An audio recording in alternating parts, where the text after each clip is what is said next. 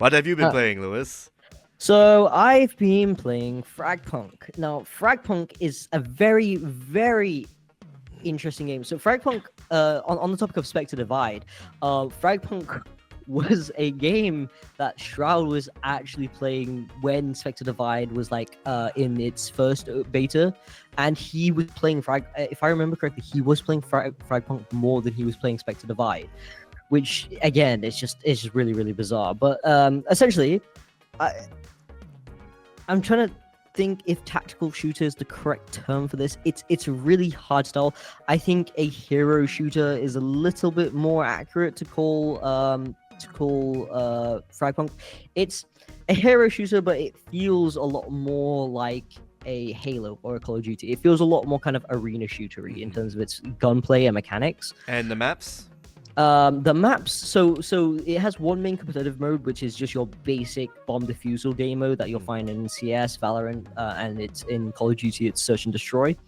And that's the main mode. They do have obviously other modes as well, like TDM and free for all and whatnot, but that's the main game mode with its own ranked system as well, which is already out, which is great. If you're an FPS fan, you'll know that games like Call of Duty and Halo take their sweet time when a new game releases for a ranked playlist to come out. So this is straight off the bat. There's a ranked season, pretty much season 0, which is great. But yeah, that's the game I've been playing so far. I've been really, really enjoying it, to be honest. I initially started to try and play it with controller. It's doable, but there's no aim assist. So unless you're cracked with a controller and you don't really need aim assist in games like Call of Duty or Halo, then you can make it work. The problem is adjusting the the sensitivity curves on like how the sensitivity ramps up and down isn't really that adjustable or customizable, in at least right now. Not like how it is in Halo and Call of Duty at least. But yeah, it's definitely more catered towards mouse and keyboard players. I feel like people who've played Apex will feel a pretty big similarity. I feel like the guns shoot a lot like Apex. Okay. As they do in Apex Legends, sorry. They kind of imagine that, but with no shields. Apex Legends with no shields. So you'd have to like wait for them to shields to crack or whatever. It's kind of 2 headshots to the head and they're gone pretty much, which has got me multiple times. I was playing it earlier today as well. So kind of like Call of Duty in a sense. Yeah, kind of like Call of Duty. It feels a lot more like Call of Duty. Like maybe like an older Treyarch game in terms of its time to kill, at least with body shots and whatnot, because it's 150 health HP based. Okay. So pretty much the same as like older Treyarch games, which even though they would use just like 100 HP, I think the actual units were actually 150 in the code. So yeah. Yeah, it's been an absolute blast. I am concerned about about its longevity, how long it's gonna last. Right now Marvel Rivals is the talk of the town. Yeah, everybody's the top dog playing right it. Now. Yeah,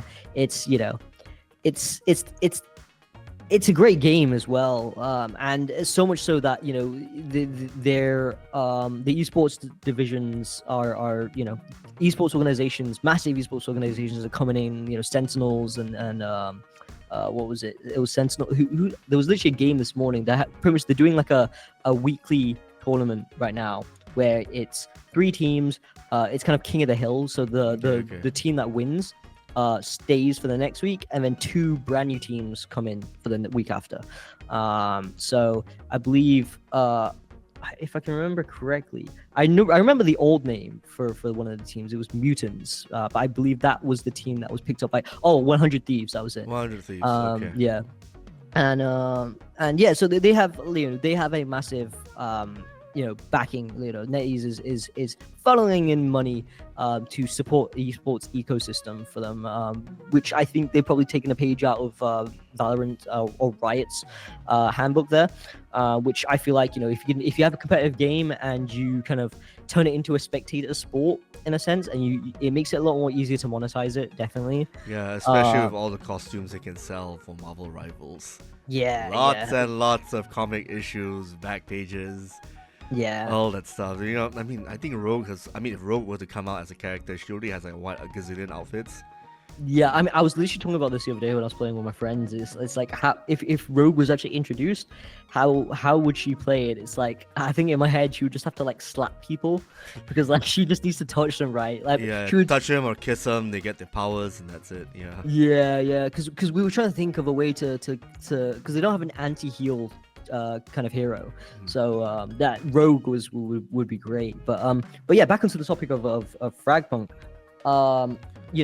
Does he have enough sauce to stand out as a spectator sport? Or? I definitely think so. I feel like it's really flashy.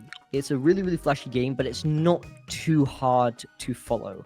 We're still yet to see anything crazy to come out of like kind of what can be done with the utility that can be used, because at the end of the day, it is a hero shooter, very similar to Valorant and Overwatch. You get three abilities, and one technically an ultimate or a signature ability, and that you have ways to obscure vision with smokes.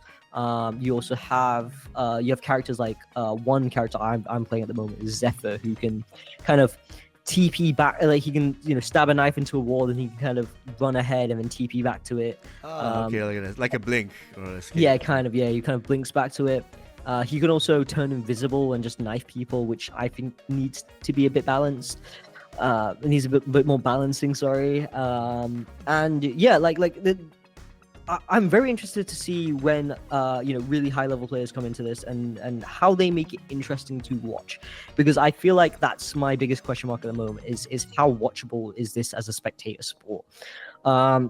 Because as a massive Call of Duty fan, I love watching Call of Duty. I think it's probably one of the funnest esports to watch, just because of how fast paced it is, especially the hard points and whatnot. But this is a predominantly bomb defusal game as well, so it will be a lot slower paced, and I am wondering whether or not that will kind of determine how much of a hold that will have on how enjoyable the spectating experience is of the game. I'm looking at the description of the game right now. Apparently it has these things called shard cards that affect the map and whatnot. You're creating mutators on your side that are buffs for your team. Maybe explain that. Yeah, kind of. So this is the part where it's probably the biggest learning curve. So this is what makes FragPunk different. Is that they have something called shards or card shards. Essentially, these are cards that you essentially at the start of a round, through killing enemies or planting or defusing the bomb, you get these shards, and with these act as like a currency, which you can use to contribute to cards at the start of each round. So you get a selection of 3 cards. They usually require an X amount of shards to be put into them, but they do a bunch of different things. So an example of one is you can give the enemies really big heads, so it makes it easier for you to headshot them. Yes. So they just look like that sounds like heads. my kind of game, actually. Yeah.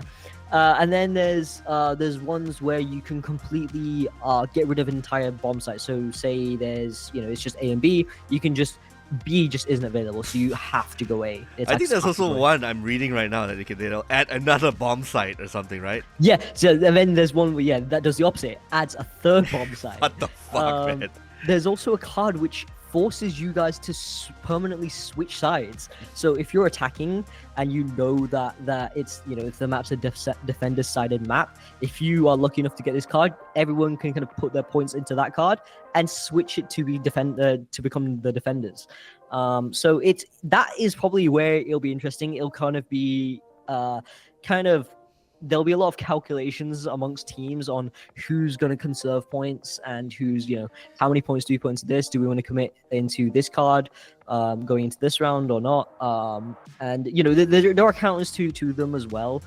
There's a card that pretty much negates all cards, so it just becomes a normal, just a normal boring tactical shooter in a sense. And then there's another one that it forces everyone to only use melees, like melee weapons. That sounds fun. Which I've played Messed one round of that. Fun, yep. It's like if you're familiar with CS:GO, if you ever played Face It on CS:GO, there's at the beginning to determine who gets to pick attacking and defending, they do a knife round. So that's kind of like what that is. It's just a knife round where you just kind of run up and just start knifing everybody, and it's fun, but it's also hectic as well. But hey, yeah, so who is publishing the game though? Because I believe really it's fun. NetEase. Oh, NetEase. Oh, okay. Yeah, which is why I'm a bit like, ooh, this could go in the right way, because NetEase obviously do Marvel Rivals, and Marvel Rivals is a massive success right now. Okay. And so far, NetEase, yeah, so NetEase are co-publisher, so they're not the sole developer. Yeah, but they're also funding the project in that sense. Yeah, they are. But it's the main studio is Bad Guitar Studio, who I'm not really that familiar with. But yeah, as I was saying, I think it's very impressive. Like the reception so far, the reception leading up to the release of FragPunk was also really, really well received.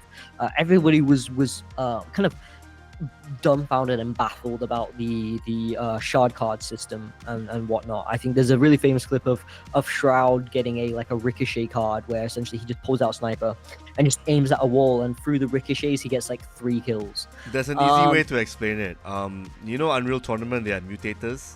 Right. It's just exactly that. Basically, except it's mutators that work in your favor, depending on who get the most points, or work in your opponent's favor and whatnot. Yeah. So might need a bunch more ad campaigns or things and influencers and streamers to promote that. But this sounds like something I will play if I have free time. If I'm being honest here, because of the mutators itself, Yeah, and weirdly enough, I mean, I think the thing I like most about it is that it's really well optimized. It's actually really, really well optimized. Like for I struggle on my current laptop. I struggle to run games like Call of Duty and even Marvel Rivals. I think Marvel Rivals I play at 40 or 50 FPS, and I'm running a 3060 mobile. I think an RTX 3060 mobile, and with FragPunk, I'm getting 120 FPS, no problem. Nice. So it's just like it's really well optimized, and it caters to everybody as well. Like if you really, really want to lower down the graphic settings, you make it look like you're playing on a phone, but it runs better and it runs like a dream. So that's definitely one thing I have to commend for it. But all in all, I'm actually really, really enjoying it. I'm almost at the level where I can start playing ranked. So depending on how my ranked experience goes, I feel like that will determine whether or not I will continue playing this game. Because I love me my competitive shooters, but yeah. How much is it going for?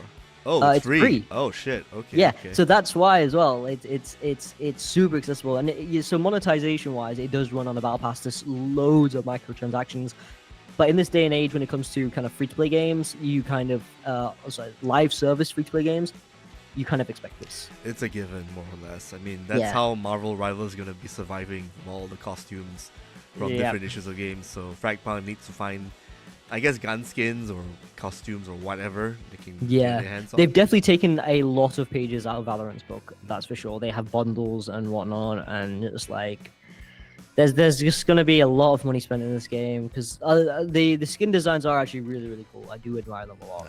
They are very original, and they're very kind of ambitious as well. We're definitely going to revisit FragPunk in the next 6 months to see what your thoughts are. Maybe, I guess 6 months from now is probably August or September or so, to see how the health is. But so far, it sounds very promising. Yeah.